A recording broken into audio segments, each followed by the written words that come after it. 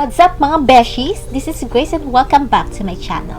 So for today's video, mag-a-unbox po tayo. So ano nga bang i-unbox natin today? So ito siya, Boxycharm. So ano nga ba ang Boxycharm? Sa mga hindi po nakakaalam, ang Boxycharm is para siyang subscription ng mga makeup. May i-fill up ka na form and then random yung matatanggap mong items. Pwede siyang skincare and makeup. So, hindi ko alam kung magkano ang laman nitong box na to. Kasi, ang in-avail ko lang is yung good for 1 month, which is $25. Kasi gusto ko lang malaman kung maganda yung mga binibigay nilang item. And kung worth it nga ang pag-subscribe dun sa Boxycharm. Para siyang mga random items sa loob. Parang mystery box. So, ayun na nga. Excited na akong buksan to. So, umpisa na natin. Let's go! Eto na nga, binubuksan ko na siya. Paano to mga sis? Binubuksan pa siya, guys. Ang hirap buksan. Napakahirap niya buksan. Hours later. Ito na siya. Excited na ako.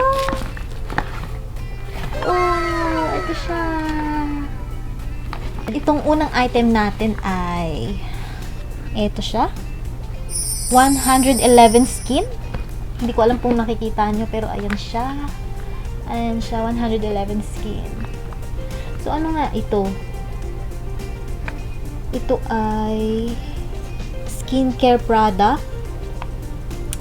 So, anti-pollution siya. So, para siyang serum. Para siyang serum, guys.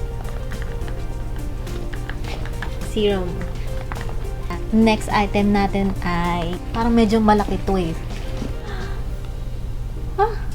Eye mask! Eye mask! So, nakatanggap po tayo ng eye mask from Grace and Stella. So, Grace talaga. From my first box, Grace item talaga ito.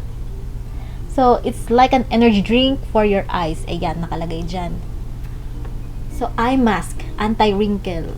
So, parang para sa akin talaga to. Ayun. Kasi mahilig ako magpuyat. So, next item natin is excited ako. Tcharam! Oh my gosh! Nakatanggap tayo ng palette from Pearl. Ito siya. Oh my god! Bago na naman akong palette, guys. So, ito siya. 12-piece 12-piece pressed pigments palette. Ito siya, guys. Ito siya. From Pure. Oh. Open ko ba siya? Open ko siya. Tanggalin natin siya sa box. Tanggalin natin siya sa bubble wrap.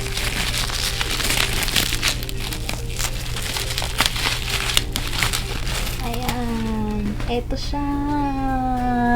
I like it. I like it. Guys, my gosh. Excited na ako. Naku, gagawin ko ng review to. Ayan, gagawin ko siya ng review. Kasi mukhang ayos ito. Mukhang ayos to. Bubuksan ko talaga siya. Tingnan natin kung maganda yung palette.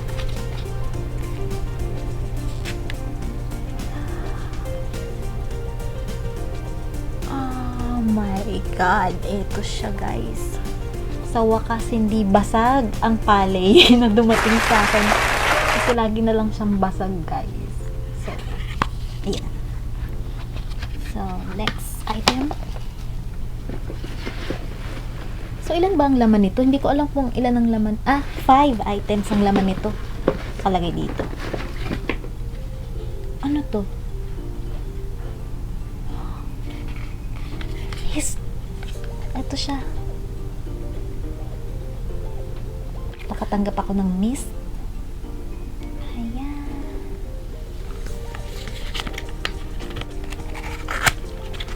So, open natin siya. Wow, mukhang mahal to. So, ito ay Clate. Clate yung pangalan ng item. Clate. Everyday Mist. late vacay. Ayan.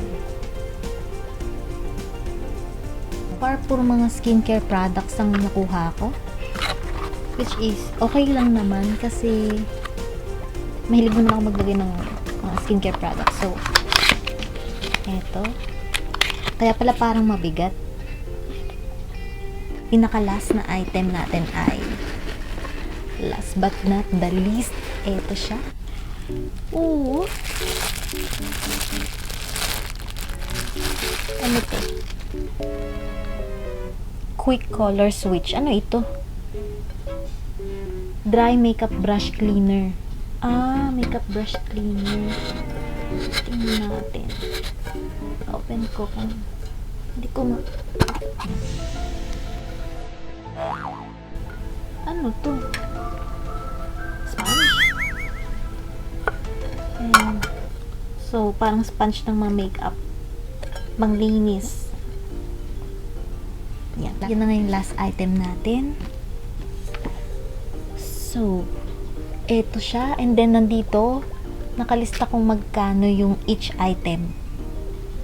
So, this is more than $25. Kasi nakita ko itong asa na yun?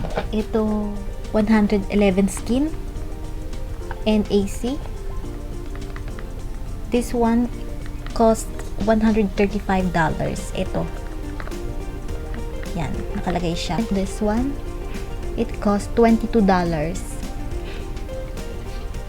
And then, yung per cosmetics, this one, it's $36. And then, yung Grace and Stella, yung wrinkle eye mask, ito siya, $21. And then, yung Lavish Quick Color Switch Dry Brush. Ang mahal naman nito. $17 para sa panglinis lang. Ayan.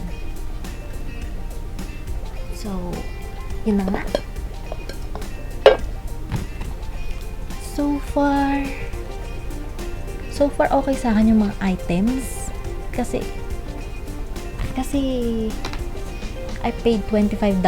Yet yung pag pinag-combine mo yung mga total nito, it's more than $200. So, I think Boxycharm. For me, Boxycharm is good. Yun nga lang, hindi ako masyadong na-expect na ganito kasi in-expect ko more makeups, hindi skincare products. So, ayun. So, yun lang mga guys.